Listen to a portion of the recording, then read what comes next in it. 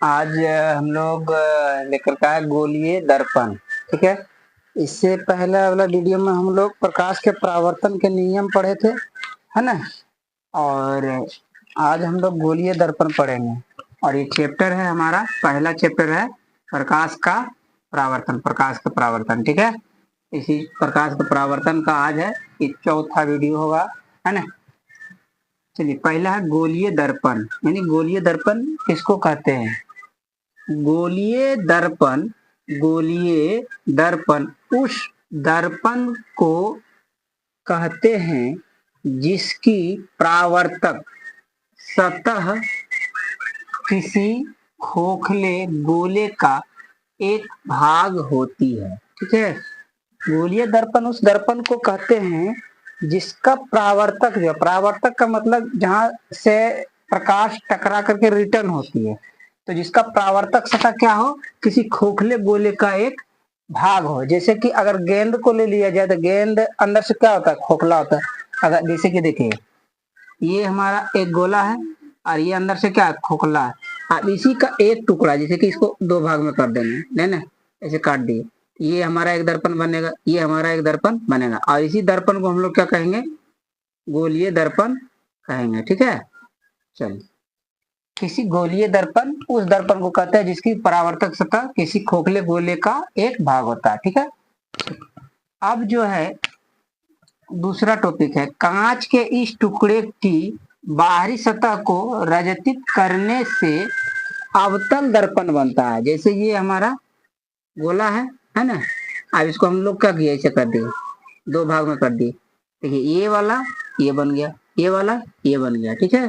अब अगर हम इसको बाहर से ये कलय कर दे, बाहर से इस गोला को बाहर से अगर हम लोग रंग दे, रजतित का मतलब होता है रंगना, तो बाहर से अगर हम लोग इस टुकड़े को हम बाहर से अगर रंगते हैं तो ये हमारा बनता है अवतल दर्पण।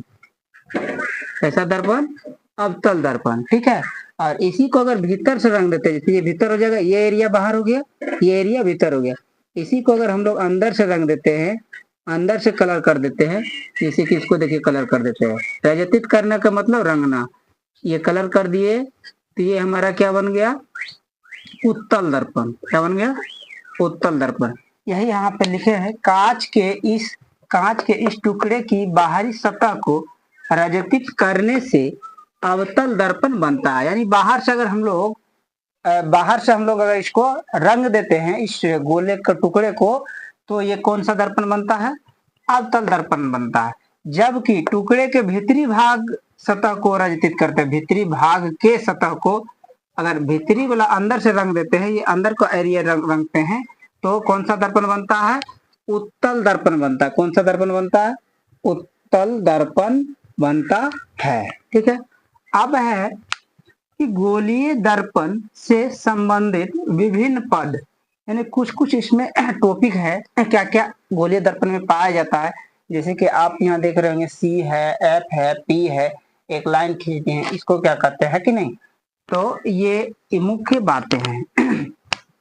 तो गोलीय दर्पण, ये देखिए एक चित्र बनाया हुआ, ठीक है। ये एक गोला है, ये अंदर से अगर हम लोग रंगेंगे, अभी हम लोग बोले कि गोले के टुकड़े को अगर भीतरी से रंगा जाता है तो वो किस दर्पण का निर्माण करता है? उत्तल दर्पण। यानी कि ये जो हमारा इधर वाला एरिया है, ये कैसा दर्पण है? ये उत्तल दर्पण बन गया। कैसा दर्पण बन गया? उत्तल दर्पण। देखिए, ये बीच वाला पॉइंट को सी कहते हैं। अब ये सी क्या है, ये भी हम लोग सीखेंगे। ये पी क्यों है, ये पी क्यों है ना। यहाँ पे देखिए लिखे हैं प्रधान अक्ष, तो ये प्रधान अक्ष क्या है कि नहीं, प्रधान अक्ष या तो मुख्य अक्ष, परावर्तक सतह, यानी यहाँ पे सूर्य का प्रकाश या किरण, किसी भी प्रकार का किरण आएगा, ये हमारा एरिया क्या कहलाएगा? परावर्तक सतह। इधर वाला ये परावर्तक सतह हो जाएगा। ठीक है। और ये हमारा ये जो डॉट डॉट डॉट में दर्शाया, ये हो गया हमारा वक्रता त्रिज्या। ये क्या है ना। और बाहर से रंगने के बाद क्या बताए थे कि अगर गोले के टुकड़े को अगर हम लोग बाहर से रंग देते हैं तो वो कौन सा दर्पण बनता है? अवतल दर्पण। यानी ये वाला भाग हो गया अवतल दर्पण, इधर वाला भाग हो गया उत्तल दर्पण। अब इसमें पी है, सी है ना, तो ये क्या चीज है। और इसमें एफ भी होगा, तो एफ वो क्या होगा? इस चित्र का संख्या नंबर दे दिए हैं 1.9। तो पहला देखिए ये पी, यानी पी क्या है? यानी ध्रुव। पी क्या है? यानी ध्रुव। इसमें एक ध्रुव है, देखो यहाँ पे लिखे हैं, इस पॉइंट को हम लोग क्या बोले? ध्रुव बोले। ठीक है। तो ध्रुव क्या है? ध्रुव हम लोग किसको कहते हैं? ठीक है। तो गोलीय दर्पण यानी जो गोल आईना है, दर्पण है, के मध्य बिंदु को दर्पण का ध्रुव कहते हैं। ठीक है, गोलीय दर्पण जो है उसका बीचों बीच वाला भाग को हम लोग, बीचों बीच के भाग को हम लोग दर्पण का क्या कहते हैं, ध्रुव कहते हैं। जैसे कि ये मान लीजिए कोई दर्पण है, अवतल हो या उत्तल हो, कोई दर्पण है। अब मान लीजिए इसका बीचों बीच ये पॉइंट आया, ई पॉइंट को हम लोग क्या कहेंगे, इसी को कहेंगे हम लोग ध्रुव कहेंगे। क्या कहेंगे, ध्रुव कहेंगे। यानी गोलीय दर्पण के मध्य बिंदु को दर्पण का ध्रुव कहते हैं। यानी दर्पण के बीचों बीच वाले भाग को हम लोग क्या कहते हैं, ध्रुव कहते हैं। जैसे कि चित्र में 1.9 में पी जो है दर्पण का ध्रुव है। यानी ये जो एरिया, ये पॉइंट जो है, यानी पी से इसको हम लोग डिनोट करते हैं, इधर में ये पी से डिनोट करते हैं, ये हमारा ध्रुव है। और ये जो दर्पण हम बनाए हैं, ये दर्पण बनाए यानी इसका बीचों बीच वाला पार्ट है, ये बीचों बीच यानी मध्य भाग है। ठीक है, तो मध्य भाग को हम लोग, दर्पण के मध्य भाग को हम लोग ध्रुव कहते हैं। ठीक है, और इसको हम लोग यहाँ पे पी से डिनोट करते हैं, पोल, यानी अंग्रेजी में पोल भी कहेंगे। ठीक है, अगला है वक्रता केंद्र। अगला है वक्रता केंद्र, यानी वक्रता केंद्र किसको कहते हैं, क्या है वक्रता केंद्र गोलीय दर्पण में। ठीक है, तो गोलीय दर्पण जिस गोले का भाग होता है, जिस गोला का वो गोलीय दर्पण, ठीक है, जिस गोले का भाग होता है उस गोले के केंद्र को दर्पण का वक्रता केंद्र कहते हैं। जैसे ये एक गोला है कि नहीं है, ठीक है, तो इसका केंद्र क्या है, ये वाला केंद्र है। तो ये गोले का भाग है ये वाला दर्पण और ये दर्पण। तो इस जिस गोले का ये भाग है, यानी इस गोले का भाग है, तो इसके केंद्र को हम लोग कहते हैं वक्रता केंद्र। यानी इसका केंद्र ये है सी, जहां से हम लोग, जैसे कि ये एरिया है, यहाँ पॉइंट ले लिए, यहाँ से हम लोग प्रकार रख करके इसको घुमाए। ठीक है, तो ये हमारा हो गया, इस गोले का केंद्र हो गया। अब इसी को हम लोग दर्पण बना दिए, तो ये केंद्र जो है इस दर्पण में क्या भूमिका निभाएगा, वक्रता केंद्र का। किसका, वक्रता केंद्र का। ठीक है, वक्रता केंद्र किसी भी गोलीय, मतलब जो जिस भी गोला का भाग रहेगा, टुकड़ा रहेगा गोलीय दर्पण, उस गोले का केंद्र जो रहेगा, उस केंद्र को हम लोग दर्पण के केंद्र कहेंगे। ठीक है, जैसे चित्र में 1.9 में जो चित्र यहाँ हम लोग बनाए हैं, उसमें बिंदु सी दर्पण का वक्रता केंद्र है। यानी ये जो सी है, इस टोटल गोला है, पहले देखिए ई भी दर्पण है, ई भी दर्पण है, ये उत्तल दर्पण है, ये अवतल दर्पण बना। तो उत्तल दर्पण इस गोला का भाग है, इस गोला का टुकड़ा है। तो इस गोले का जो केंद्र है, तो इस गोले का जो केंद्र है, ये केंद्र है इस गोले का, तो ये केंद्र है इस दर्पण का वक्रता केंद्र कहलाएगा। इस दर्पण का भी वक्रता केंद्र कहलाएगा। ठीक है, अगला है कि वक्रता त्रिज्या। अगला क्या है, वक्रता त्रिज्या। यानी वक्रता त्रिज्या इस गोलीय दर्पण में क्या है, तो गोलीय दर्पण जो है, गोलीय दर्पण जिस गोले का भाग होता है, जिस गोले का वो टुकड़ा है, उस गोले की त्रिज्या को दर्पण का वक्रता त्रिज्या कहते हैं। दर्पण का वक्रता त्रिज्या कहते हैं। देखिए, जो गोलीय दर्पण जो है, जिस भी गोला का टुकड़ा है, उस गोले के टुकड़ा का जो त्रिज्या, क्योंकि गोला है तो त्रिज्या ही रहेगा, तो उसका जो त्रिज्या होगा, तो इस दर्पण का क्या कहलाएगा, वक्रता त्रिज्या कहलाएगा। जैसे कि ये हमारा एक गोला है, अब ये इसका त्रिज्या कहाँ है, ये त्रिज्या इधर से ये हो जाएगा त्रिज्या। अगर हम यहाँ से इसको डिवाइड कर दे ऐसे करके, ये एक अलग दर्पण बना दिए, एक अलग दर्पण बना दिए, तो ये हमारा क्या कहलाएगा, यहाँ से यहाँ तक ये जो पॉइंट कहलाएगा, ये पहले केंद्र था, वक्रता केंद्र था, है ना। तो यहाँ ई पी था, तो पी से लेकर के सी तक, ई पी से लेकर के सी तक क्या कहलाएगा, हमारा वक्रता त्रिज्या कहलाएगा। इधर भी इस सी को अलग कर दिए, और ये पी है, पी से सी तक को हम लोग क्या कहेंगे, वक्रता त्रिज्या कहेंगे। तो यहाँ लिखे चित्र में 1.9 में क्या है, पी सी क्या है, पी सी बराबर आर, दर्पण की वक्रता त्रिज्या है। यानी वक्रता त्रिज्या को हम लोग किससे डिनोट करेंगे, आर से। वक्रता त्रिज्या को किससे डिनोट करेंगे, आर से, और वक्रता केंद्र को सी से, और ध्रुव को पी से। ठीक है, ध्रुव को पी से डिनोट करेंगे, और वक्रता केंद्र को सी से डिनोट करेंगे, और वक्रता त्रिज्या को आर से सूचित करेंगे। ठीक है, चलिए अगला है प्रधान अक्ष। अगला है प्रधान अक्ष या तो मुख्य अक्ष किसको कहेंगे। ठीक है, दर्पण में क्या होता है, तो गोलीय दर्पण के ध्रुव से वक्रता केंद्र को मिलाने वाली सरल रेखा को दर्पण का प्रधान अक्ष या तो मुख्य अक्ष कहते हैं। जैसे कि ये एक दर्पण है, ये बाहर से रंग दिए, अवतल दर्पण हो गया, ये आपका हो गया P, आपका इधर मिल जाएगा क्या ये C, यानी वक्रता केंद्र। यानी वक्रता केंद्र से ध्रुव को जो जिस लाइन से इस सरल रेखा से इसको मिला दिए, ई रेखा ही हमारा क्या कहलाएगा, यही रेखा हमारा क्या कहलाएगा, मुख्य अक्ष या तो मुख्य अक्ष कहलाएगा, या तो क्या कहलाएगा, मुख्य अक्ष या प्रधान अक्ष। ठीक है, आगे हम लोग अभी देखते हैं इसमें कि फोकस क्या है। इसमें अभी एक फोकस बिंदु आएगा, फोकस आएगा तो उसको समझते हैं। ठीक है,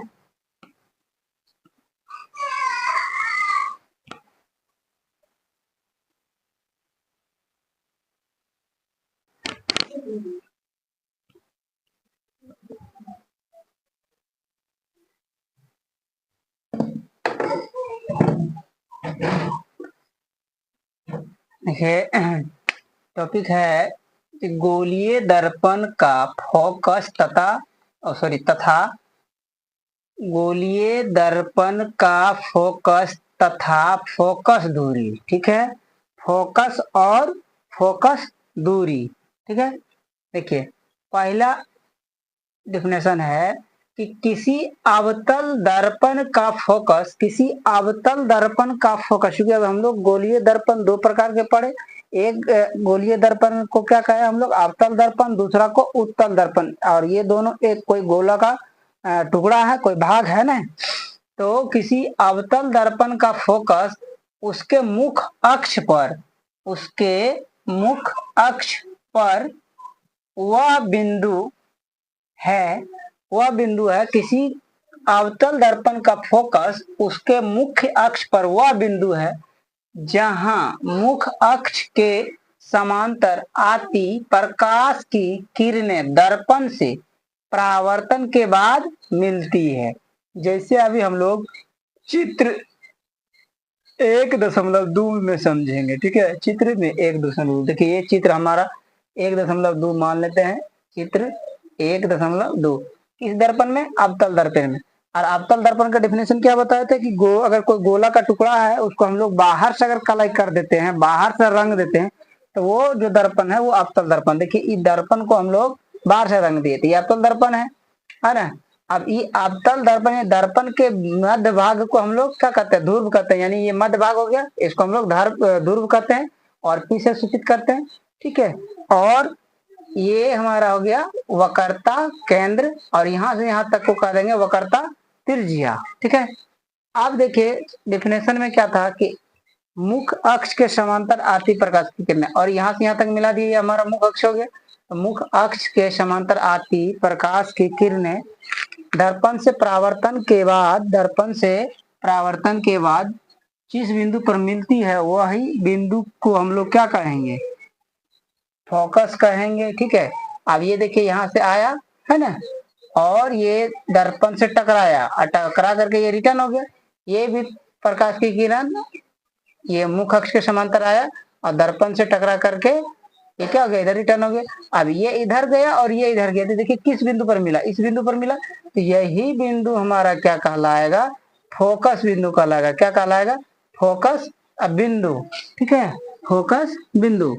फिर से एक डिफिनेशन एक बार सुनिए कि किसी अवतल दर्पण का फोकस उसके मुख्य अक्ष पर वह बिंदु है जहां मुख्य अक्ष के समांतर आती प्रकाश की किरणें दर्पण से परावर्तन के बाद मिलती है। या तो हम लोग इसको इस प्रकार से भी लिख सकते हैं कि अवतल दर्पण में मुख्य अक्ष के समांतर आती प्रकाश की किरणें दर्पण से परावर्तन के बाद जिस बिंदु पर मिलती है उस बिंदु को हम लोग क्या कहेंगे, फोकस बिंदु कहेंगे। ठीक है, तो जैसे ये हमारा आया, ये मुख्य अक्ष है, मुख्य अक्ष के समांतर आया, दर्पण से टकरा करके यानी परावर्तन के बाद ये भी आया, दर्पण से परावर्तन के बाद इस बिंदु पर मिल गया, तो इस बिंदु को हम लोग क्या कहेंगे, फोकस बिंदु कहेंगे। ठीक है, अब दूसरा है कि किसी उत्तल दर्पण में, क्योंकि दोनों में अलग अलग होगा, किसी उत्तल दर्पण का फोकस उसके मुख्य अक्ष पर वह बिंदु है जहां से मुख अक्ष के समांतर आती किरणें दर्पण से परावर्तन के बाद आती हुई प्रतीत होती, इसमें मिल जाती है, इसमें लगता कि नहीं उधर से ही रिटर्न हो रहा है। जैसे कि ये देखिए उत्तल दर्पण, उत्तल दर्पण गोला का टुकड़ा उस भाग को कहते हैं, अगर कोई गोला है उसका अगर एक टुकड़ा है, ठीक है, वो उत्तल दर्पण तब रहेगा जब उसके भीतरी भाग को हम लोग रंग देंगे। ये हम लोग भीतरी भाग को रंग दे दिया हो गया उत्तल दर्पण, और इसके मध्य भाग को हम लोग क्या कहते हैं, ध्रुव कहते हैं, जिसको पी से डिनोट करते हैं, ठीक है। और इसको हम लोग क्या कहेंगे, यहाँ से पी ये हमारा वक्रता केंद्र है ना, आप पी से सी को मिलाने वाली ये जो रेखा खींचे हैं ये हमारा क्या है, मुख अक्ष है। तो इसमें डिफिनेशन में क्या कहा कि मुख अक्ष के समांतर आती प्रकाश की किरणें दर्पण से परावर्तन के बाद जिस बिंदु से आती हुई प्रतीत होती, देखिए जैसे इधर से ये आया दर्पण से परावर्तन के बाद इधर गया, तो ये जो हम लोग डॉट डॉट डॉट करके यहाँ मिलाए हैं, ये देखिए मिलाए, तो अगर हम देखें तो लगता है कि यही बिंदु से इधर प्रकाश जा रही है ना, तो इस बिंदु को हम लोग क्या कहेंगे, फोकस कहेंगे। ये भी देखिए अगर ये आया है ना दर्पण से टकरा करके इधर गया, लग रहा है कि ये इस धर से ही प्रकाश का किरण इधर की ओर आ रही है, लेकिन इधर से आती नहीं है, तो यहीं से टकरा करते हैं, लेकिन यहाँ से इधर की ओर आती हुई प्रतीत होती है। तो इस जिस बिंदु से आती हुई प्रतीत हो रही है उस बिंदु को हम लोग फोकस बिंदु कहते हैं, ठीक है। ये हो गया आपका दर्पण का फोकस। अब है फोकस दूरी। फोकस दूरी किसको कहते हैं, फोकस एफ, यहाँ पे हम लोग देखिए फोकस बिंदु एफ डिनोट किए, फोकस एफ से डिनोट किए, तो फोकस एफ से दर्पण के ध्रुव पी की दूरी को फोकस दूरी कहते हैं। फोकस एफ से दर्पण के ध्रुव पी की दूरी को फोकस दूरी कहते हैं, ठीक है। अब फोकस दूरी को हम लोग छोटी एफ से सूचित करते हैं। अब देखिए ये फोकस बिंदु हो गया, अब ध्रुव पी से यहाँ तक की दूरी को हम लोग, यहाँ से यहाँ तक की दूरी को हम लोग फोकस दूरी कहते हैं, यानी पी एफ, ठीक है। पी एफ को हम लोग क्या कहेंगे, फोकस दूरी। इसमें भी पी एफ को क्या कहेंगे, फोकस दूरी। और इस फोकस दूरी को हम लोग छोटी एफ से सूचित करते हैं। अगर छोटी एफ लिख दिए इसका मतलब क्या हो गया, फोकस दूरी, ठीक है। अब हम लोग नेक्स्ट वीडियो में पढ़ेंगे कि गोलीय दर्पण की फोकस दूरी और वक्रता त्रिज्या के बीच में क्या संबंध है, फिर पढ़ेंगे, फिर अब उसके बाद किरण आरेख का बनावट पढ़ेंगे, फिर अवतल दर्पण के सामने वस्तु के प्रतिबिंब को पढ़ेंगे, ठीक है।